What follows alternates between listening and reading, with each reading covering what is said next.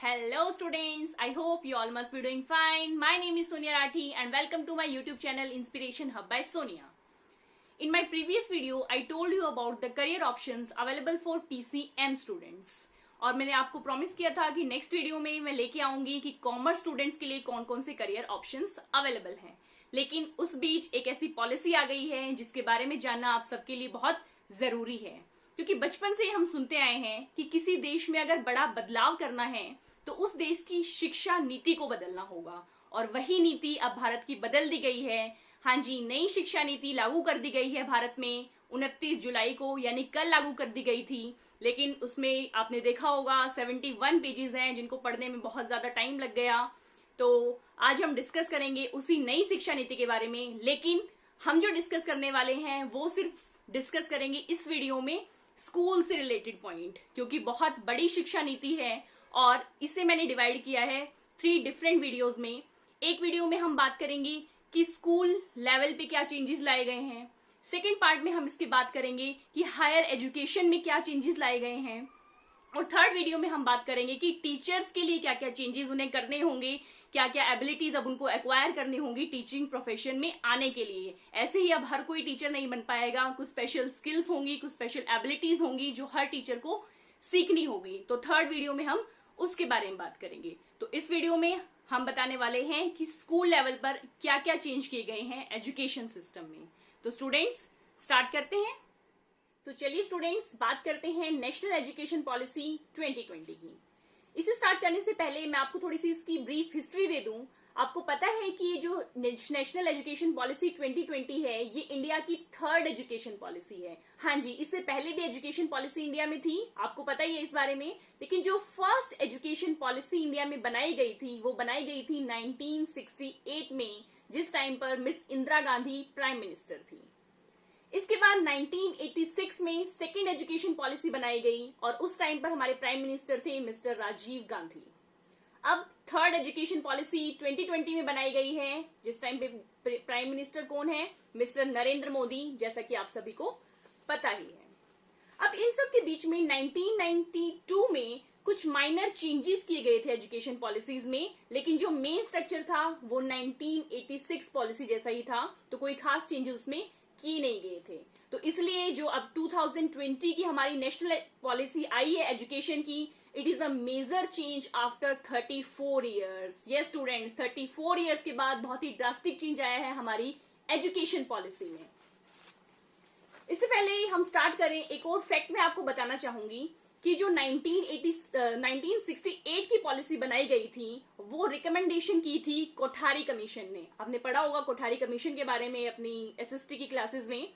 तो उस टाइम पे एक मेजर पॉइंट था कोठारी कमीशन का कि जो 6% एलोकेशन है हमारी जीडीपी का वो एजुकेशन सिस्टम में दे देना चाहिए, लेकिन इसे उस टाइम पे इम्प्लीमेंट नहीं किया गया। और उसने कोठारी कमीशन ने स्पेशली बोला था कि वो कंट्री जिसमें 6% एलोकेशन नहीं होता जीडीपी का एजुकेशन सिस्टम में, वो कहीं ना कहीं लैग बिहाइंड कर जाती है एजुकेशन के मामले में।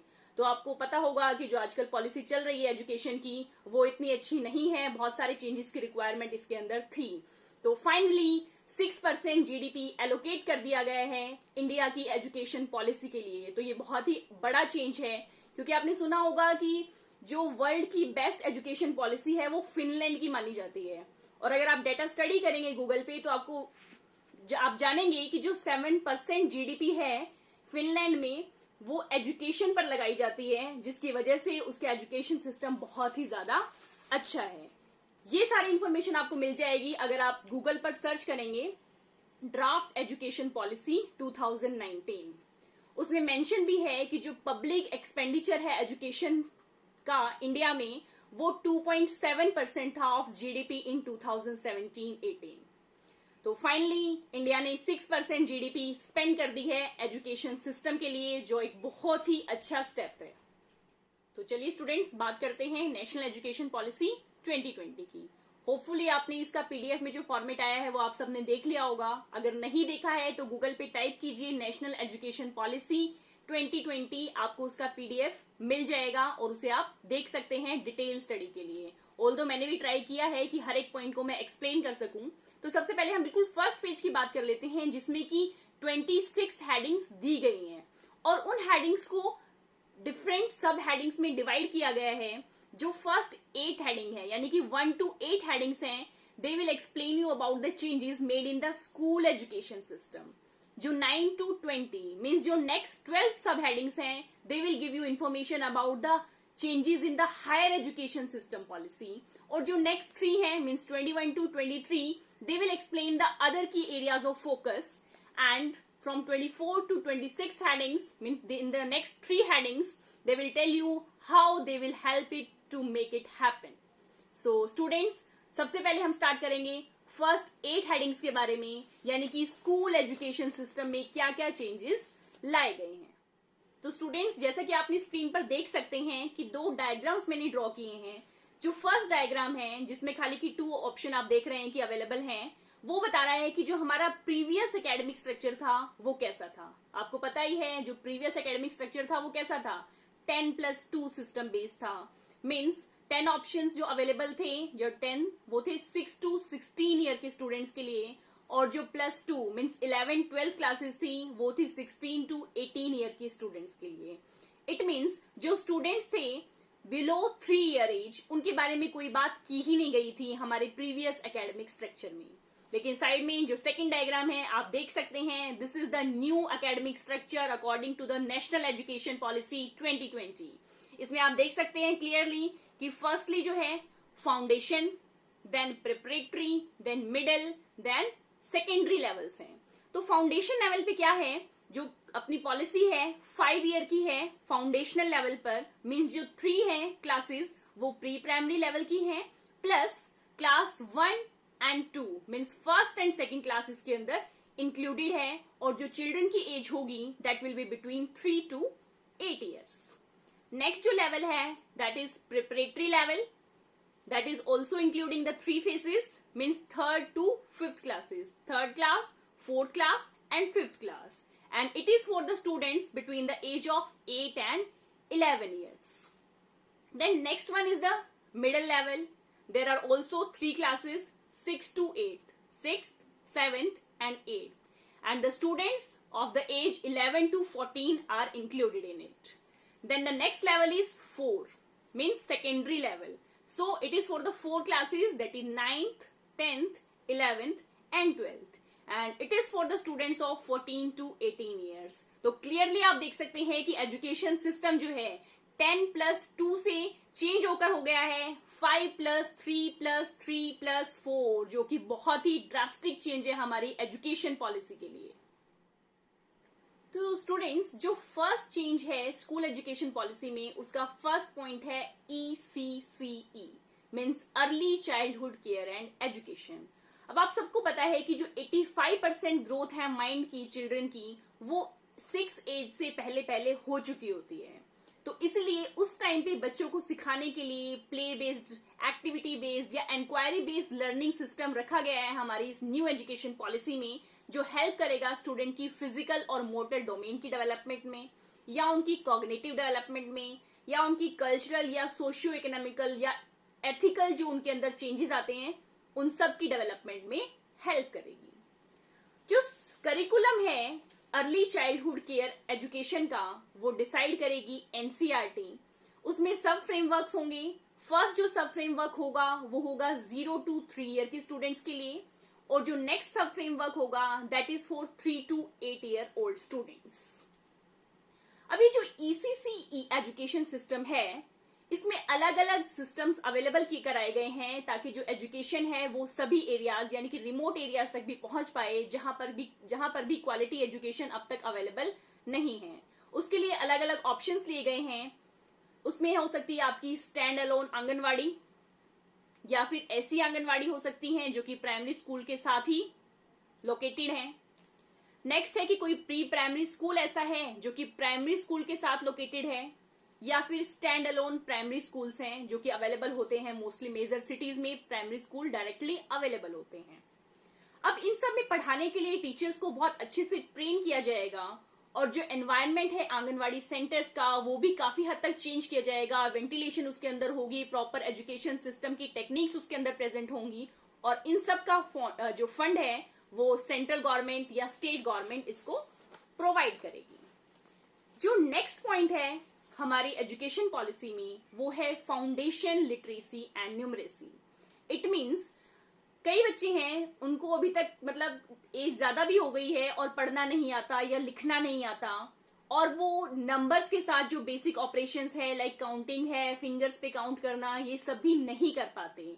तो गवर्नमेंट की जो पॉलिसी है वो ये कोशिश करेगी कि हर बच्चे को प्राइमरी लेवल तक पढ़ना और लिखना आता हो और वो बेसिक ऑपरेशंस कर सके नंबर्स के साथ। तो इसके लिए जो टीचर की वैकेंसी है वो भी जल्दी से जल्दी फिल करी जाएंगी। जो प्यूपिल टीचर रेशियो है वो रखी जाएगी 25:1 या फिर 30:1, इससे ज्यादा प्यूपिल टीचर रेशियो नहीं रखी जाएगी। इसी लेवल पर बुक प्रमोशन और डिजिटल लाइब्रेरी का सिस्टम भी रखा गया है, क्योंकि बच्चों में रीडिंग जो हैबिट है वो डेवलप हो जाए इस स्टेज पर, तो बहुत ही अच्छी बात है, क्योंकि डेवलपमेंट मोस्टली हमारी इस स्टेज पर हो जाती है। इसके लिए एक नेशनल बुक प्रमोशन पॉलिसी बनाई गई है ताकि जो हमारी क्वालिटी बुक्स हैं वो इजिली अवेलेबल हो सके हर एक स्टूडेंट्स को। उसके बाद बात करते हैं मिड डे मील की। जो मिड डे मील की क्वालिटी है उसमें भी इम्प्रूवमेंट की जाएगी ताकि स्टूडेंट्स की हेल्थ और अच्छी हो सके। अब नेक्स्ट जो पॉइंट है वो है कि जो ड्रॉप आउट रेट चल रहा है कि बहुत सारे बच्चे जो है स्कूलिंग नहीं कर पा रहे, वो छोड़ देते हैं स्कूलिंग को, तो उनको भी अब वापिस स्कूल्स में लेके आया जाएगा। उसके लिए भी बहुत सारे स्टेप लिए गए हैं। तो फर्स्ट स्टेप है कि हम उन्हें जो इंफ्रास्ट्रक्चर है वो बहुत अच्छा प्रोवाइड करेंगे, हम क्वालिटीज इंप्रूव करेंगे स्कूल्स की, उनके लिए सेफ कन्वीनियंस ऑप्शन अवेलेबल कराएंगे ताकि स्टूडेंट्स जो है सेफली स्कूल से घर तक या घर से स्कूल तक आ जा सकें। गर्ल चाइल्ड के लिए स्पेशली हॉस्टल फैसिलिटी भी अवेलेबल कराने की कोशिश हमारी गवर्नमेंट करेगी। सेकेंड ऑप्शन जो इसके लिए है वो है tracking the students. It means कुछ सोशल वर्कर्स अवेलेबल कराएंगे या कुछ उसके अंदर काउंसलर होंगे जो कि ट्रैक करेंगे स्टूडेंट्स को कि क्या क्या रीजंस रहे होंगे कि उस स्टूडेंट ने स्कूल को लेफ्ट कर दिया। तो उन सब पे स्टडी किया जाएगा और उनको दूर करने की कोशिश की जाएगी। इसी के लिए ओपन डिस्टेंस लर्निंग प्रोग्राम्स भी खोले गए हैं। State institute of open schooling भी खोली गई है ताकि ज्यादा से ज्यादा बच्चे जो हैं स्कूली शिक्षा प्राप्त कर सकें। नेक्स्ट पॉइंट स्टूडेंट्स आपने स्क्रीन पर देख सकते हैं, curriculum and pedagogy in schools. Means learning को कोशिश की जाएगी जितनी ज्यादा होलिस्टिक हो सके, इंटीग्रेटेड हो, स्टूडेंट्स उसको एंजॉय करें, ज्यादा से ज्यादा स्टूडेंट्स उस एक्टिविटी में एंगेज हो सके, तो जिससे कि जो हमारी लर्निंग है वो बहुत ज्यादा होगी।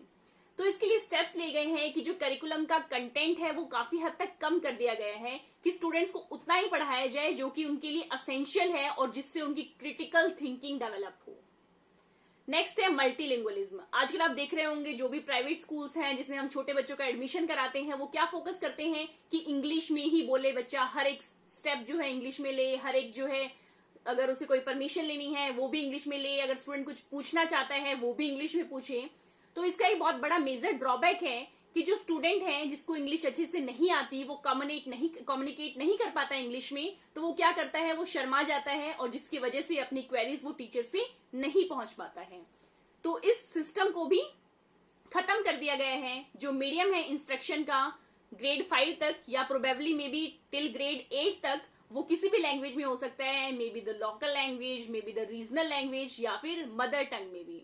जो इंग्लिश है वो एज अ सब्जेक्ट ही पढ़ाया जाएगा, उसमें कम्युनिकेशन नहीं होगी, क्योंकि लैंग्वेज जरूरी नहीं है कि मीडियम ऑफ इंस्ट्रक्शन हो, लैंग्वेज को लैंग्वेज की तरह पढ़ाया जाएगा।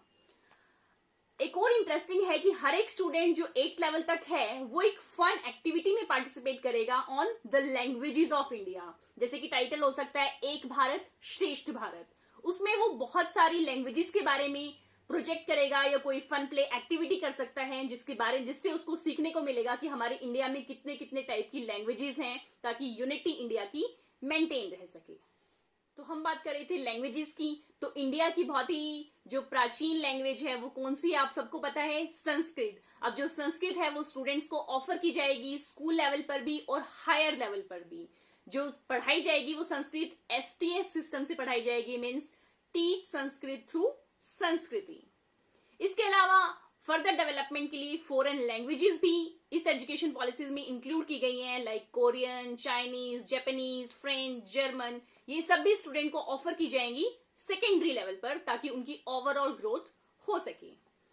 इसके अलावा जो स्पेशल स्टूडेंट्स हैं, जो हियरिंग इम्पेयर्ड हैं या जिन्हें सुनाई नहीं देता है, उनके लिए भी ISL यानी कि इंडियन साइन लैंग्वेज को स्टैंडर्डाइज कर दिया जाएगा अक्रॉस द फुल कंट्री, ताकि स्टूडेंट्स जो हैं इजीली अपनी साइन लैंग्वेज यूज करके अपनी इंफॉर्मेशन औरों तक पहुंचा सके।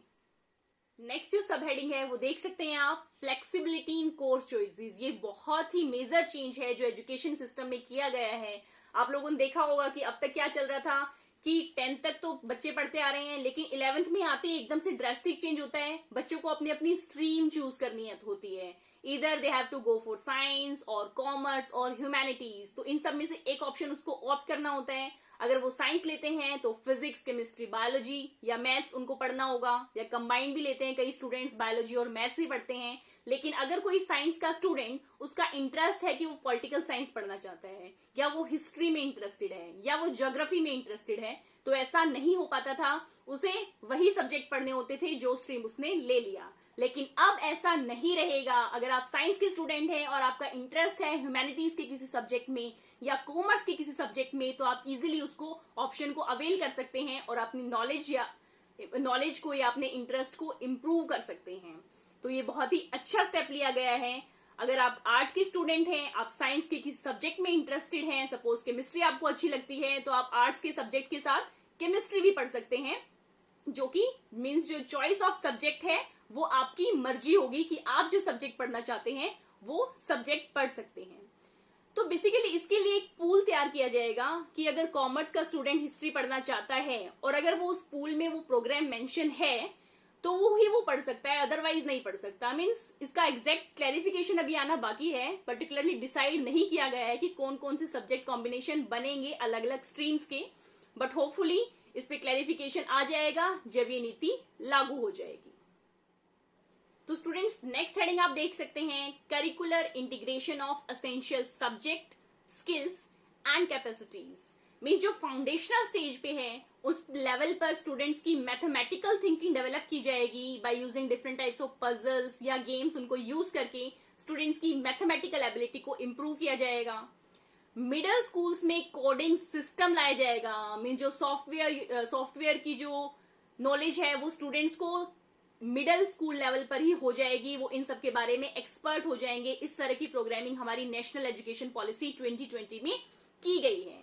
इसी के साथ वोकेशनल कोर्सेज अवेलेबल होगी, इंटर्नशिप ट्रेनिंग होगी 6 to 8 या 6 to 12 तक के स्टूडेंट्स के लिए। अभी बेसिकली मीनिंग क्या है वोकेशनल कोर्सेज का या इंटर्नशिप का? सपोज कि मुझे पेंटिंग में इंटरेस्ट है और कोई पेंटर है जो कि मुझे बहुत अच्छी स्किल सिखा सकता है, तो मैं स्कूल से वहां पर जा सकता हूं, उसके बारे में सीख सकता हूं। सपोज कि मुझे वुडन वर्क का शौक है, मुझे वुडन डिजाइन्स बनाना पसंद है, तो मैं कारपेंटर के पास जा सकती हूँ और मैं सीख सकती हूँ कि किस तरह से उस स्किल को अप्लाई किया जा सकता है। क्योंकि आप लोगों ने देखा होगा कि बहुत सारे स्टूडेंट ऐसे हैं कि उन्होंने 11th-12th कर ली नॉन मेडिकल से, इंजीनियरिंग की डिग्री ले ली, लेकिन एक बल्ब तक वो चेंज नहीं कर पाते, या कोई फ्यूज उड़ जाता है उसको वो ठीक नहीं कर पाते। तो बेसिकली क्या है कि उन्होंने नॉलेज तो ले ली, वो थी रोट लर्निंग, कि उन्होंने रट्टा मारा, एग्जाम क्लियर हुआ, पास हो गए, लेकिन अप्लाई उन्होंने कभी भी इस चीज को किया नहीं। तो बेसिकली जो आप इससे सीखेंगे वो आप सीखेंगे कि कैसे आप अपनी लर्निंग को अप्लाई कर सकते हैं अपनी रियल लाइफ सिचुएशन में, जो कि बहुत ही अच्छा चेंज है। ये मस्ट था हमारी एजुकेशन पॉलिसी के लिए, क्योंकि अब तक जो स्टूडेंट करते आ रहे थे वो रोट लर्निंग सिस्टम चल रहा था, रट्टा मारते थे, क्रैमिंग करते थे, अच्छे मार्क्स आ जाते थे, पास हो जाते थे, लेकिन इन सब का कोई फायदा नहीं था जब तक कि हम उसको अपनी लाइफ में अप्लाई नहीं कर पा रहे थे। मीन्स अब बैगलेस डेज भी होंगे। कुछ स्कूल्स में तो अभी चल रहा है, गवर्नमेंट स्कूल्स में, कि एक पर्टिकुलर डे रखा जाता है कि उस टाइम पे क्विज होती है, कोई पर्टिकुलर गेम बच्चों को खिलाई जाती है। तो ऐसे ही बैगलेस डेज स्कूल में होंगे जिसमें कि वेरियस एक्टिविटीज बच्चों से कराई जाएंगी। नेक्स्ट पॉइंट जो स्टूडेंट्स आपने स्क्रीन पर देख सकते हैं, एथिकल नॉलेज और ट्रेडिशनल वैल्यूज भी स्टूडेंट को दी जाएगी। क्योंकि आजकल आप लोगों ने देखा होगा कि बच्चे कैसे हैं कि रिस्पेक्ट ही नहीं करते हैं अपने पेरेंट्स की, अपने टीचर्स की, अपने एल्डर्स की। तो बेसिकली क्या है, हमारे टाइम भी क्या था कि आज भी इवन अगर कोई हमारा टीचर है जिससे हम पढ़े हैं, अगर वो हमें कहीं रोड पर भी दिख जाते हैं तो हम उनसे मिलने जाते हैं, स्पेशली हम उनसे बात करते हैं, हम बताते हैं कि हम अपनी लाइफ में क्या कर रहे हैं, कैसे हम कर रहे हैं। लेकिन आजकल स्टूडेंट्स कैसे हैं कि उन्होंने देख लिया कि मैम आ रहे हैं, अपना मुंह ही फेर लेते हैं, they will not even talk to you. Wish करना या अपने करियर के बारे में डिस्कस करना तो बहुत दूर की बात है। तो ये सब एथिकल वैल्यूज हैं जो स्टूडेंट्स को आनी चाहिए, जैसे कि सेवा, अहिंसा, स्वच्छता, सत्य, निष्काम कर्म, शांति, सेक्रीफाइस, जेंडर सेंसिटिविटी, इन सब के बारे में स्टूडेंट्स को अवेयर किया जाएगा ताकि स्टूडेंट जो है एथिकल और ट्रेडिशनल वैल्यूज को भी गेन कर सके। नेक्स्ट जो बहुत ड्रास्टिक चेंज है वो है असेसमेंट में। मतलब जो असेसमेंट सिस्टम है वो कंप्लीटली ट्रांसफॉर्म कर दिया गया है। पहले क्या होता था, आपको 2 पेज की एक रिपोर्ट कार्ड स्कूल से मिल जाती है, एक पेज पर आपके उस सब्जेक्ट में ग्रेड लिखे होते हैं, ए ग्रेड है, बी ग्रेड है, बी प्लस ग्रेड है, जो भी ग्रेडिंग सिस्टम है। एक पे टीचर कुछ पॉइंट लिख देता है कि ये स्टूडेंट क्लास में लेस एक्टिव है या ये प्लेइंग में ज्यादा इंटरेस्ट दिखाता है या इस तरह के कुछ भी पॉइंट्स, और आपका रिपोर्ट कार्ड सम अप हो जाता था। लेकिन अब ऐसा नहीं होगा। जो हमारी रिपोर्ट कार्ड है उसको रीडिजाइन किया जाएगा, 360 डिग्री होलिस्टिक प्रोग्रेस कार्ड बनाया जाएगा, जिसमें कि 3 सिस्टम्स होंगे असेसमेंट की। स्टूडेंट सेल्फ असेसमेंट करेगा, अपने आप की असेसमेंट भी स्टूडेंट खुद करेगा। नेक्स्ट है उसका जो सहपाठी होगा, उसका जो पीयर असेसमेंट है वो भी करेगा। नेक्स्ट टीचर की असेसमेंट तो है ही, मींस 3 असेसमेंट्स उसके अंदर इंक्लूड होंगी, जिससे कि ओवरऑल कंक्लूड किया जाएगा कि स्टूडेंट बेसिकली कैसा परफॉर्म कर रहा है या उसे किस इंप्रूवमेंट की रिक्वायरमेंट है। इसकी वजह से बहुत ही इंपॉर्टेंट लिंक बनेगा होम और स्कूल में। तो स्टूडेंट्स, एक बहुत ही खराब सिस्टम जो हमारे सेकेंडरी लेवल एजुकेशन सिस्टम में चलता आ रहा है वो ये है कि बच्चों को बोर्ड की प्रिपरेशन भी करनी होती है, बच्चों को एंट्रेंस एग्जाम की प्रिपरेशन भी करनी होती है, और इन सब के बीच में फायदा उठा रहे हैं कोचिंग इंस्टीट्यूट, जो कि बहुत ही मेजर हार्म कर रहे हैं स्टूडेंट की मेंटल डेवलपमेंट को। तो बेसिकली क्या होता है कि स्टूडेंट स्कूल से जाता है, उसने वहां पर जो टीचर्स ने पढ़ाया उसे वो पढ़ने की बजाय भागता है कोचिंग इंस्टीट्यूट की तरफ। मतलब बेसिकली वो क्या कर रहे हैं, जो टाइम उसे अपनी सेल्फ स्टडी के लिए डिवोट करना चाहिए उस टाइम को वो कोचिंग सेंटर में जा रहा है। अब जो दूसरा टीचर है वो कुछ और कंसेप्ट पढ़ाएगा, उसका पढ़ाने का तरीका कुछ और होगा, हो सकता है आपके स्कूल के टीचर का तरीका कुछ और हो, तो वो दोनों मिक्स होकर स्टूडेंट कहीं ना कहीं पजल हो जाता है और वो स्टूडेंट ना इधर का रहता है ना उधर का रहता है। तो बेसिकली स्टूडेंट को क्या करना चाहिए, जो स्कूल में पढ़ाया जा रहा है वहां पर ही बहुत अच्छे टीचर्स हैं तो उनसे अच्छे से समझे, घर आकर अपनी सेल्फ स्टडी करे, और उसके बाद अगर कोई कंफ्यूजन है तो वो अपने टीचर से कंसल्ट कर सकता है, टीचर जरूर आपकी हेल्प करेंगे। तो ये जो सिस्टम चलता आ रहा है ये बहुत ही हार्म कर रहा है हमारे सेकेंडरी लेवल के जो स्टूडेंट्स हैं। तो इस सिस्टम को भी एलिमिनेट करने की बात जो है हमारी नेशनल एजुकेशन पॉलिसी 2020 में की गई है। बेसिकली जो बोर्ड एग्जाम है अब उसमें सेमेस्टर सिस्टम आने वाला है, मीन्स एग्जाम जो है हर 6 मंथ्स बाद होंगे, और जो आपकी फाइनल मार्कशीट बनेगी बोर्ड की that will be based upon the marks of both the semester, means दोनों सेमेस्टर के मार्क्स उसके अंदर इंक्लूड होने वाले हैं। अब कई स्टूडेंट्स ऐसे होते थे, जैसे कि मैं स्कूल में पढ़ाती हूँ, तो कई स्टूडेंट्स क्या कहते थे कि मैम जैसे कोई टेस्ट हुआ उसमें उसके मार्क्स नहीं आए, देन आई स्कोल्डेड हिम और हर, तो वो क्या कहते थे कि मैम मैं तो भाई फाइनल एग्जाम की तैयारी कर रहा हूँ, मुझे कोई फर्क नहीं पड़ता कि ये बीच में क्या चल रहा है। तो ऐसे स्टूडेंट्स का अब एक्सक्यूज दूर हो जाएगा, क्योंकि उन्हें पूरा साल पढ़ना होगा, और पूरा साल पढ़ने का क्या फायदा होगा ये जब आप ऐसा करेंगे तभी आपको पता लगेगा कि पूरा साल हमें क्यों पढ़ना चाहिए, ताकि हम कंसेप्ट को बहुत ही अच्छे से उसकी डीप नॉलेज तक जा सके। हर एक स्टूडेंट के लिए एक बेसिक लाइफ स्किल 12th पास करने से पहले सीखनी जरूरी होगी, क्योंकि जरूरी नहीं है कि हमारी लाइफ में जो सिचुएशंस हैं वो वैसे ही चलती रहें जैसा हम चाहते हैं, कि जो हम सोच रहे हैं वो हमेशा पूरा हो। ऐसा नहीं होता, कई बार बहुत सारे चेंजेस हमारी लाइफ में आ जाते हैं। तो हो सकता है कुछ ऐसा चेंज आए जिसकी वजह से हमें जॉब करनी पड़े, हम हायर स्टडीज के लिए ना जा पाए। तो ऐसे केस में अगर आपके पास कोई बेसिक स्किल है तो उसे यूज करके आप एम्प्लॉयमेंट गेन कर सकते हैं, आप जॉब गेन कर सकते हैं और आप अच्छी सैलरी पा सकते हैं। तो ये भी बहुत अच्छा स्टेप है कि बेसिक स्किल बच्चे को एटलीस्ट एक बेसिक स्किल तो आनी ही आनी चाहिए। तो स्टूडेंट्स, नेक्स्ट पॉइंट आप अपनी स्क्रीन पर देख सकते हैं, equitable and inclusive education, that is learning for all. मतलब सभी को इक्वली एजुकेशन दी जाएगी। आपको पता है कि जो आइडेंटिफिकेशन होती है या स्टूडेंट में जो डिफरेंशिएशन किया जाता है वो किस किस बेसिस पर किया जाता है। फर्स्ट है सोशियो कल्चरल आइडेंटिटीज, मतलब जो कास्ट सिस्टम इंडिया में आ रहा है कि ये इस कास्ट का है, ये इस कास्ट का है, तो इस बेस पर आइडेंटिफाई किया जाता है, अलग अलग कर दिया जाता है स्टूडेंट्स को। नेक्स्ट है gender identities, means male female या फिर जो ट्रांसजेंडर स्टूडेंट्स हैं। नेक्स्ट है ज्योग्राफिकल आइडेंटिटीज, मतलब कोई गांव से आ रहा है, कोई शहर से आ रहा है, कोई कस्बे से पढ़ने आ रहा है, इस बेस पर भी डिफरेंशिएशन लाया जाता है स्टूडेंट्स के बीच में। नेक्स्ट है डिसेबिलिटीज, अलग अलग टाइप की डिसेबिलिटीज अगर किसी को है, फिजिकल, मेंटल, हियरिंग या किसी भी टाइप की डिसेबिलिटी है तो उस बेस पर भी स्टूडेंट्स को अलग अलग कर दिया जाता है।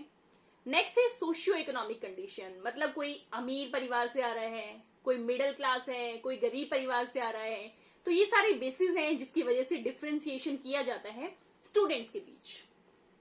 तो इन सबको दूर करने के लिए कि बच्चे इस रीजंस की वजह से कहीं स्कूल आना ना छोड़ दें, बहुत सारी सक्सेसफुल पॉलिसीज ऑलरेडी चल रही हैं इंडियन स्कूल्स में, like targeted scholarship, cash transfer किया जाता है अकाउंट्स में बच्चों के, बाइसिकल्स भी प्रोवाइड की गई हैं स्कूल्स में बच्चों को ताकि बच्चे इजिली स्कूल आ जा सकें।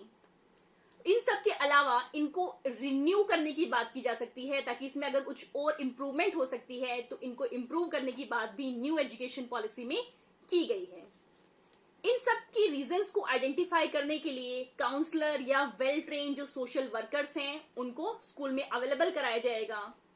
Special education zones means SEZ खोले जाएंगे स्कूल्स में, मतलब लोकेशंस पर जहां पर ज्यादा पॉपुलेशन ऐसी है जहां पर की बच्चे एजुकेशनली या मतलब क्वालिटी एजुकेशन से डिवाइड हैं। तो नेक्स्ट आप देख सकते हैं कि जो जेंडर इंक्लूजन फंड है वो प्रोवाइड किया जाएगा क्वालिटी एजुकेशन देने के लिए गर्ल्स को या जो ट्रांसजेंडर स्टूडेंट्स हैं। फ्री बोर्डिंग फैसिलिटी प्रोवाइड की जाएगी जिसका जो स्टैंडर्ड होगा वो जो जवाहर नवोदय विद्यालय हैं उन जैसा प्रोवाइड करने की कोशिश की जाएगी।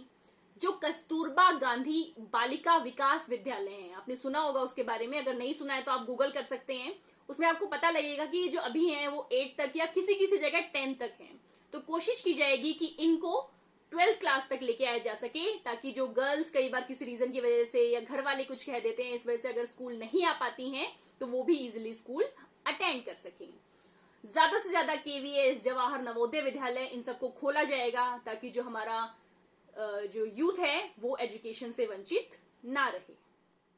तो स्टूडेंट जब आप देखेंगे इस नेशनल एजुकेशन पॉलिसी 2020 को PDF को, तो उसमें आप देखेंगे एक पॉइंट टीचर्स के लिए है, तो उस पॉइंट को अभी मैं स्किप कर रही हूँ। उस पॉइंट के बारे में मैंने आपको बता दिया था कि मैं सेपरेट वीडियो में डिस्कस करूंगी कि टीचर्स के लिए क्या एबिलिटीज एक्वायर करना होगा। तो अभी हम बात करते हैं नेक्स्ट पॉइंट की, that is efficient resourcing and effective governance through school complexes. मतलब क्या कोशिश की जाएगी कि हर एक स्कूल में एडिक्वेट नंबर ऑफ काउंसलर हो, रिसोर्सेज हो, मीन्स प्रॉपर लैब्स हो, प्रॉपर लाइब्रेरी फैसिलिटीज हो, प्रॉपर वाटर फैसिलिटीज हो। तो ये सबको चेकआउट किया जाएगा कि सभी स्कूल्स में ये चीज अवेलेबल है या नहीं है। जॉइंट प्रोफेशनल डेवलपमेंट प्रोग्राम्स बनाए जाएंगे। DO और जो BO हैं, डिस्ट्रिक्ट एजुकेशन ऑफिसर या ब्लॉक एजुकेशन ऑफिसर्स हैं, वो इंटरेक्ट करेंगे हर एक स्कूल कॉम्प्लेक्स के साथ और फैसिलिटेट करेंगे कि ये जो वर्किंग है स्कूल में वो प्रॉपरली चलती रहे। पब्लिक और प्राइवेट स्कूल्स की ट्विनिंग की जाएगी, मतलब कोई चीज अगर पब्लिक स्कूल में अच्छी है और तो प्राइवेट स्कूल वाले उसके कांटेक्ट में आएंगे, उस चीज को सीखेंगे, या वाइस वर्सा। अगर कोई भी चीज जहां से भी अच्छा सीखने को मिल रहा है उस चीज को गेन करने की कोशिश इस एजुकेशन पॉलिसी में की गई है। नेक्स्ट जो पॉइंट है, बाल भवन एस्टेब्लिश किए जाएंगे डिस्ट्रिक्ट में या स्टेट्स में। बाल भवन बेसिकली क्या है, एक कॉम्प्लेक्स होता है जहां पर स्टेज होती है और स्टूडेंट वहां पर जाकर अलग अलग एक्टिविटीज लाइक सिंगिंग, डांसिंग या कोई रोल प्ले है उन सबको प्ले कर सकते हैं और अपनी नॉलेज को गेन कर सकते हैं। तो लास्ट पॉइंट जो स्कूल की एजुकेशन पॉलिसी का है वो है standard setting and accreditation for school education. मतलब एक कमेटी बनाई जाएगी SSSA mean state school standard authority, जो कि ये चेक करेगी जो बेसिक पैरामीटर्स हैं वो स्कूल में अवेलेबल हैं या नहीं। मतलब क्या स्कूल में बच्चों की प्रॉपर सेफ्टी या सिक्योरिटी के लिए कुछ इक्विपमेंट्स उपलब्ध हैं, क्या जितने टीचर्स एक पर्टिकुलर सब्जेक्ट के लिए या पर्टिकुलर ग्रेड के लिए चाहिए वो स्कूल में अवेलेबल हैं या नहीं। मतलब बेसिक जो चीजें हैं वो स्कूल में अवेलेबल हैं या नहीं। हेल्थ चेकअप कैरी आउट किए जाएंगे बाय नेशनल अचीवमेंट सर्वे, जिसे NCERT खुद कोलैबोरेट करेगा। अब आपको पता है कि जो स्कूल में एडोलसेंस की स्टेज जब बच्चों में आती है तो बहुत सारे रॉन्ग पाथ्स की तरफ चले जाते हैं, लाइक ड्रग अब्यूज या कोई किसी टाइप की हैरेसमेंट को वो फेस करते हैं। तो कोशिश की जाएगी कि इन सब पे केयरफुल अटेंशन दी जाए और स्टूडेंट्स को इन सब से बचाया जा सके। तो स्टूडेंट्स, देखा आपने कितने सारे चेंजेस स्कूल लेवल पर इस न्यू एजुकेशन पॉलिसी के तहत किए गए हैं। तो अगर प्रोग्रेस करनी है तो हमें चेंजेस लाने ही होंगे। बदलाव जब जरूरी है तो कैसी इससे दूरी है। तो ये सब चेंजेस हमें अपनी एजुकेशन पॉलिसीज में देखने को मिलेंगे, जिसकी वजह से इंडिया डेवलप करेगा और कंट्रीज की तरह डेवलप्ड कंट्रीज में आ जाएगा। तो अपनी नेक्स्ट वीडियो में मैं डिस्कस करूंगी कि ये जो एजुकेशन पॉलिसी है इसने हायर एजुकेशन सिस्टम के अंदर क्या क्या चेंजेस लाए हैं। Till then, stay safe, stay home, take care, all the best to all of you. Thank you so much.